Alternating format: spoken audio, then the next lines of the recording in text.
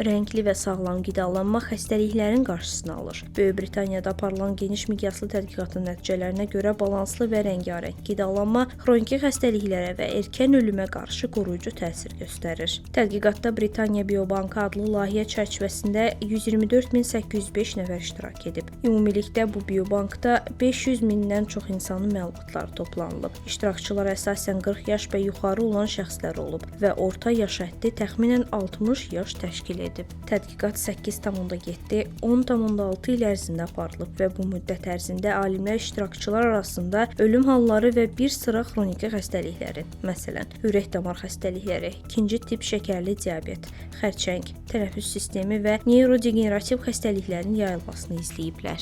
Nəticələr göstərib ki, qidalanmada müxtəlif fitokimyəvi maddələrlə zəngin rəngarəng meyvə və tərəvəzlərə üstünlük verən şəxslərdə bu xəstəliklərin yaranma riski əhəmiyyətli dərəcədə aşağı olub. Hər rəngli qida müəyyən faydalı maddələrlə zəngindir. Məsələn, qırmızı pomidor ürək sağlamlığını dəstəkləyir, yaşıl tərəvəzlər immuniteti dəstəkləyir, narıncı və sarı qidalar gözləri qoruyur, mavi və bənövşəyi meyvələr isə beyin fəaliyyətinə müsbət təsir göstərir. Mütəxəssislər hər gün müxtəlif rəngli meyvə və tərəvəzləri istehlak etməyi və təbii işlənmiş məhsullara üstünlük verməyi tövsiyə edir. Bu həm sağlam, həm də balanslı bir qidalanma üsuludur.